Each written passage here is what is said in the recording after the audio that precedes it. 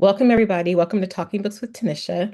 My name is Tanisha, and this show is all about books that I have either currently read, have read in the past, want to read, and really want to talk to you about because I find them so interesting and exciting.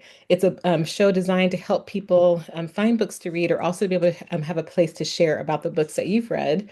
Um, this is a book by an author, Abiola Bello, this is her third YA book. The book I'm talking about today is called The Love Dare. And if you had a chance to look at my video that talked about the holidays, the Christmas holiday readings, there were two books that I posted, both by her. One is called Love and Winter Wonderland, and the other is called Only for the Holidays. And they both take place during the Christmas time in London.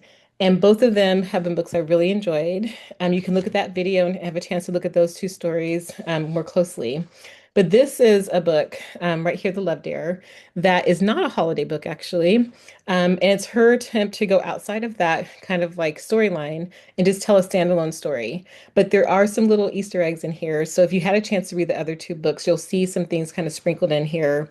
Definitely from Winter in Wonderland. This one is a book that actually felt really personal to me because first of all, I want to say it's giving Can't Buy Me Love vibes. I guess that it's if you liked Can't Buy Me Love from the 80s, this is a book that reminds you of that, like kind of that whole nerd meets a really popular girl kind of vibe. There's a bet that's involved, or a dare that's involved, and the whole like, what will happen when the dare is kind of exposed. And that's kind of the premise of this. Like there's a girl. Her name is Eva, and Eva is kind of like the popular pretty girl who is really known for those two qualities. But there's more to her, and she's kind of learning to figure out what that more is for herself as well. And then you have Saint, and Saint is like the nerdy, all into comic books, all into video games, graphic novels, like anime, all those kind of things. What my husband would call a blurred, a black nerd. And it's funny because one of the things that kind of comes into this story is really about her taking this dare to make this guy interested in her. And of course, we know how that kind of, will go and evolve. Like, what starts as a dare probably turns into something else, right? That's not really a spoiler alert because you can see on the thing, a dare, a boy, a summer of love. It's a summertime book. I'm actually moving more into my summer series right now. So the books I'll be recommending and talking about are perfect books for the summertime, perfect books for really quick reads, but also kind of put you into the summer vibe. And this takes place over a summer. Like she is looking to get ready to start university. So just finished college, as they call it in London. So it's kind of like our high school here. And I'm not sure what her next steps are going to be.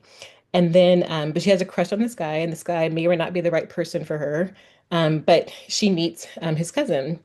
And his cousin is someone who does not seem interested in her at all, has an unfortunate kind of situation that happens where she needs to get money. She needs to get money quick.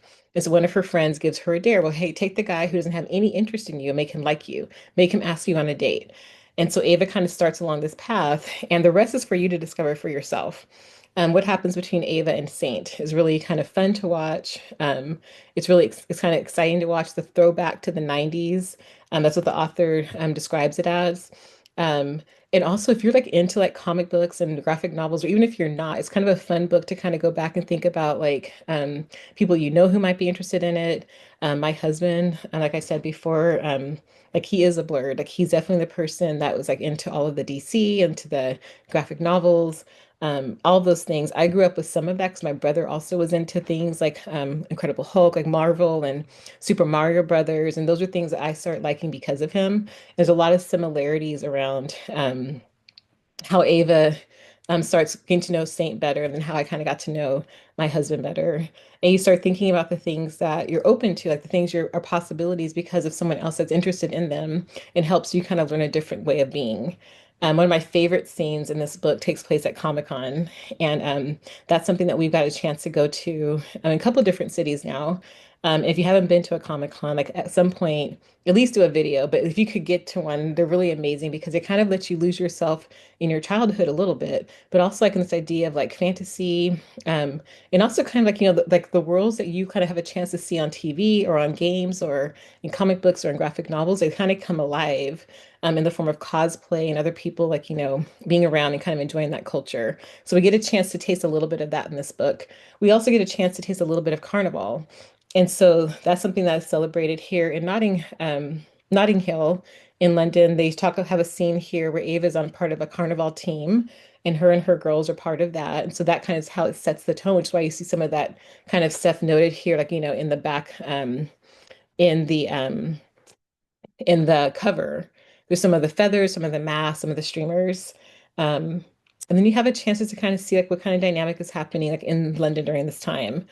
I like this author because she bases so far all of her books have been based in that area or pair or places around that area, around London or in London.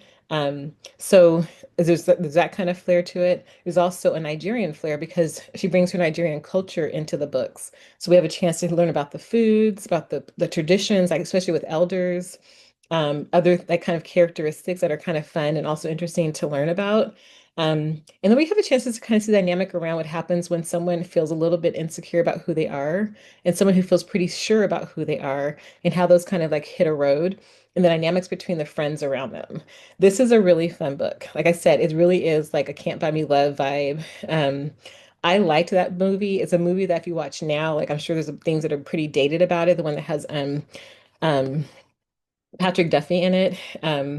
But it's also it's one of those timeless stories that, like you want to get the attention of someone. You think like you don't quite fit in, like you're kind of figure out, something awful happens. You have to figure out a way to kind of solve the problem. You have this dare or this bet that's come in the middle of it. And what will happen if the bet gets revealed? This is definitely that. And it actually made me want to go find Can't Buy Me Love and like watch it again and all the movies that kind of fall like that. So just wanted to say that this is a book that I strongly recommend, really excited about. All the books I share on here, are books I recommend. I want you to like this. I want you to subscribe. I want you to share it with other people. If you're looking for a really fun summer read, a fun YA summer read, The Love Dare is a great one for you to kind of dive into.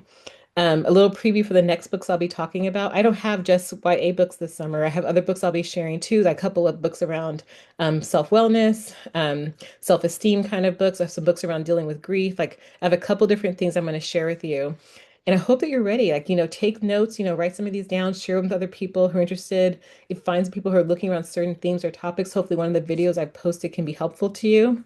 Just want to let you know that I'm always here to help talk about books. And I hope that you're having a great day. Keep reading. More than anything, pick up a book, share a book, talk about a book. Thanks for being here. Tune in next time for Talking Books with Tanisha. Like, subscribe, and share. I'm so glad you came. Thanks.